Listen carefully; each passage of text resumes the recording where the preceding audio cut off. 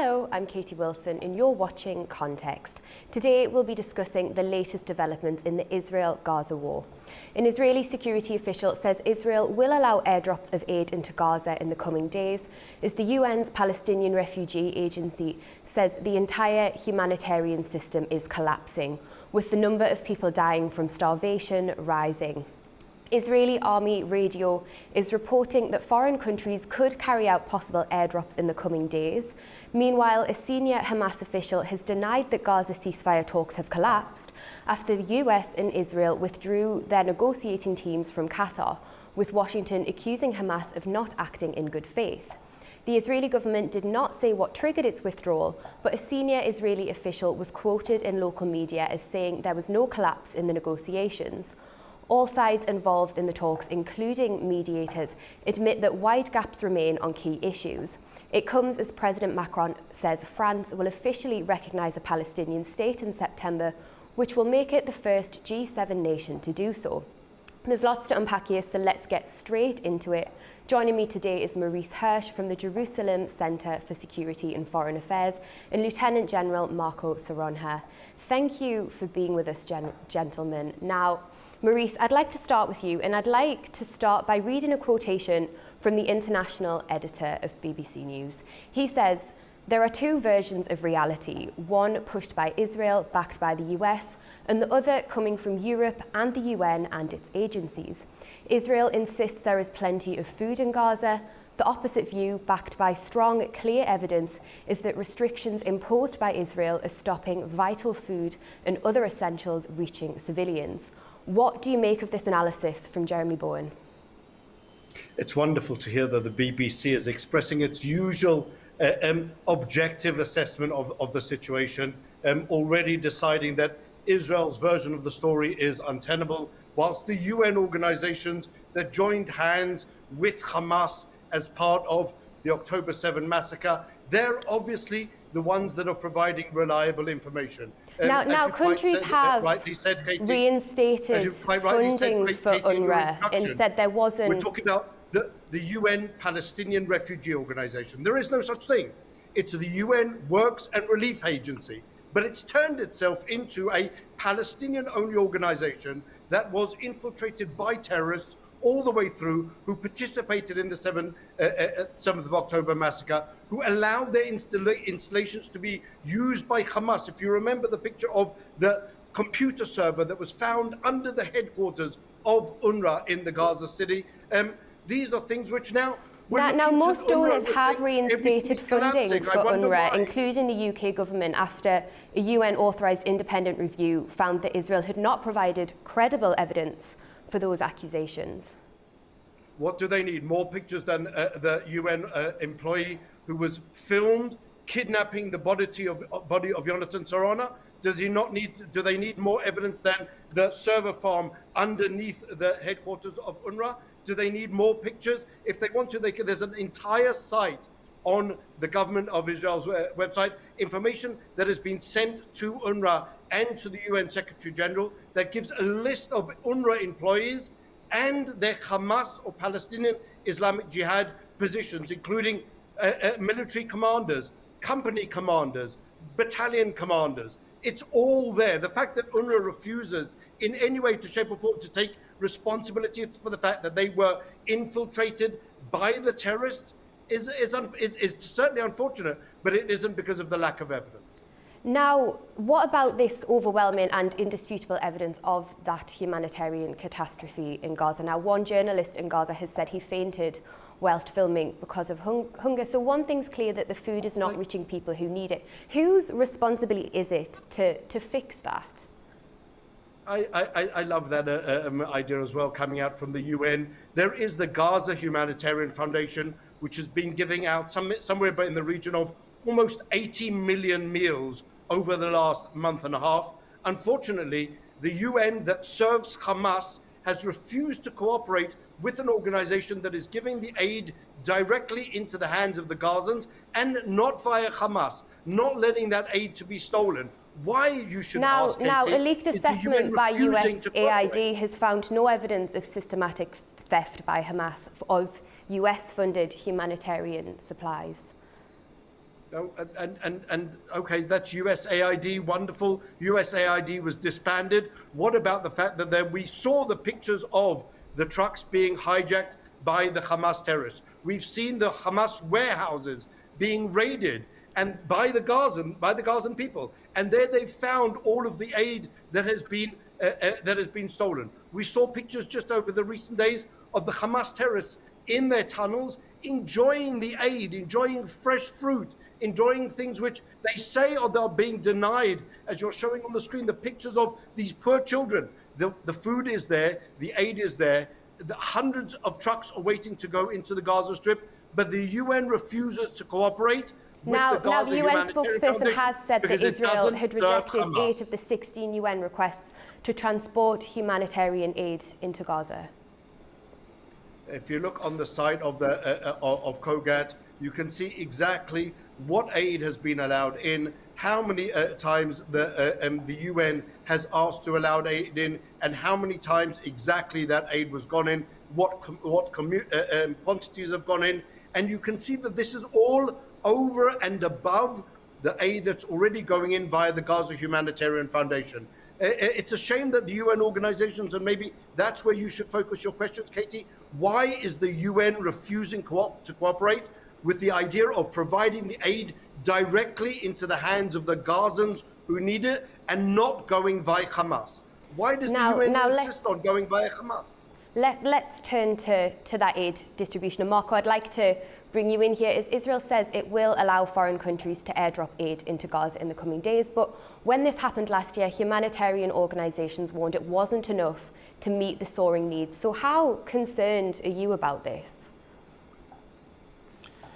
Look, what we can see, we have a humanitarian problem in the ground for sure. The worst thing is that everybody's a little bit hostage of Hamas, because Hamas at this point in time it's the spoiler, of course. It's no doubt about that. So what we are seeing is all the stakeholders, all the actors, taking what we can call not the best solution for the problem. So some of the Europeans recognize Palestine as an independent state, something that is not possible. No state is there to recognize. The United States and Israel withdrawing from the process of negotiation. I can understand that due to the fact that Hamas is not anymore. It's pushing the red lines forward, so something that is unacceptable. And even the Arab countries are not doing what they can do, I suppose, because at the end of the day, the only solution is to have an humanitarian operation, of course, that could deliver food to the people and other things, of course, medical things and so on. So we have had an experience last year with the Americans that somehow delivered some aid. It's better than nothing, of course. I don't know the details about the foundation, that how it's working, but it seems that it's not reaching everybody. Of course, we had seen also some problems in the delivery process, with some people being shot due to the riots, I suppose, or something like that. So the only solution for this to try to solve the problem of the humanitarian crisis is to deliver food and medical help. It's not something that we have experience. No. The international community has experience of that. It can do more. Of course, Israel have to accept that also. Even with the Western countries to provide through a humanitarian operation to deliver the food in Israel. These aid drops have been problematic in the past, haven't they, Marco, with aid packages falling into the sea and people drowning trying to retrieve them, and falling aid packages injuring people. Is that a concern? But could be if the countries want, and with a deal with Israel, the delivery could be done by ground. So that is not the issue. Of course, I understand that Israel have to have confidence that the humanitarian aid is going to the people, not to Hamas, of course. I agree that the UN system, it's not reliable in this case. This has not been reliable in the past, of course. Most of the people that work for UNRWA, it's people from the Hamas. It's proved. It's not. And it's understandable because Hamas and the UN organization have been working for years. So it's how the things are in the ground. But now nevertheless, we when I say we, the Western countries, and I'm from a European country, from Portugal, we have experience to provide the humanitarian aid in the ground to people in this. It's about 1.5 million people. We have done it in the past for a target audience bigger than that in Africa. So it's not, the issue is not that. The issue is that at this point in time, before any political decision concerning the future of Gaza, we have to put help in the ground to sustain the people from the image that we see.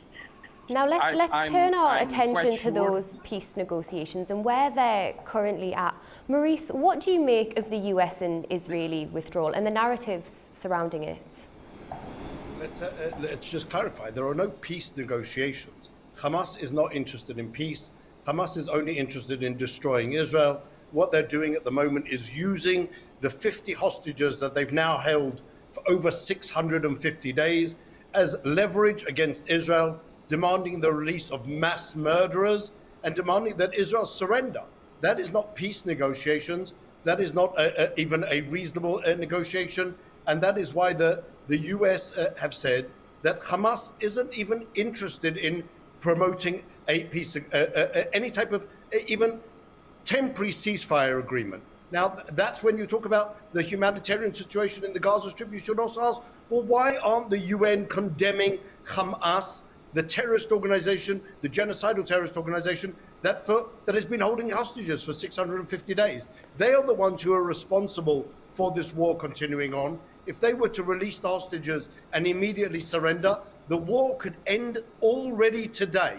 In regards to the hostages, Netanyahu has said in the last hour that Israel is considering alternative options to bring hostages home from Gaza. Do we have any sense of what he could mean by this? I have long believed that there is an alternative to negotiations with the genocidal terrorists. It means using all the necessary force that we have to do in order to get to the hostages and to bring them out by force. It appears that Hamas doesn't want any other way to solve this problem. It isn't willing to negotiate. It isn't willing to release the hostages. And therefore, we cannot allow this situation to go on.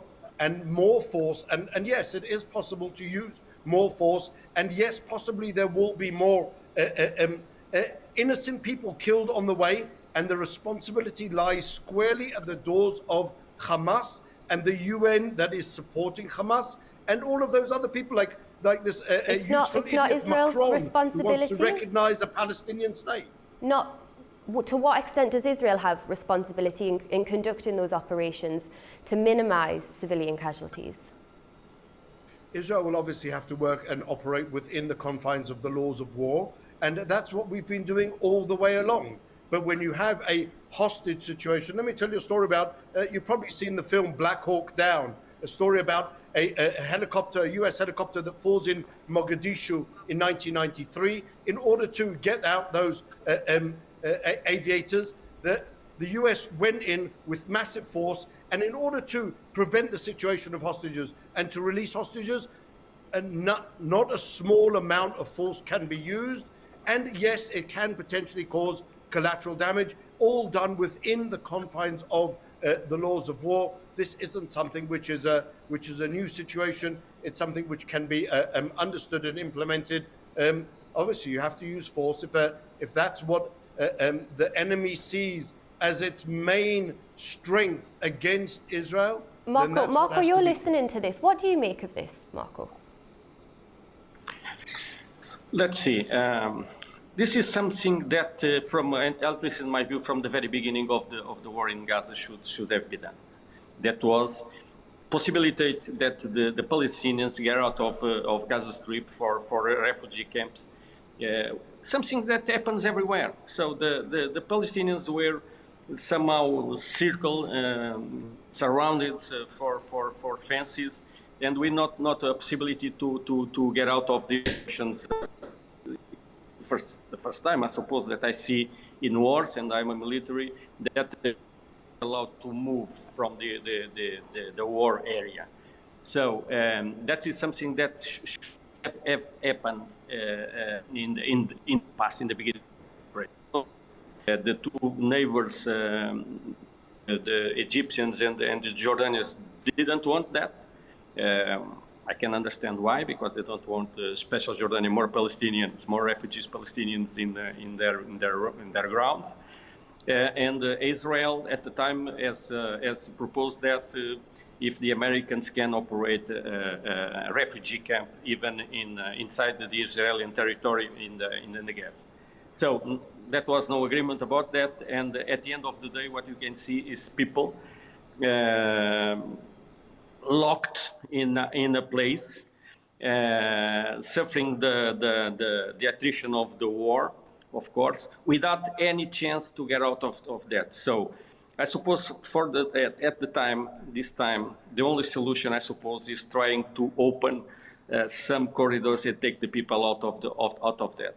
Now let's keep our attention to the peace negotiations. Now, could you talk me through the key sticking points before both sides can reach an agreement? Look, from my understanding, the agreement is dead with Hamas. It's dead. It's finished. So the only solution now is that the main stakeholders can agree for a solution to Gaza, and the Hamas has to get out, of course. It's not anymore. I guess for Israel was not even a part of the process in the future, of course. It's not an actor for the future of Gaza. But even for the other countries, it's the same. So the solution is to have a political solution for at least the humanitarian peace at this as first step, of course, and try, because the only thing that Hamas could do at this point in time, that was the delivery of the hostages, they don't want to do it. So, and they are trying to exchange the hostage for his political survival. That is not possible. So I understand the position from Israel, of course, in this, but we have to do something for the people in Gaza, of course, because the people in Gaza have to have the capability, the means, at least to survive to these military operations.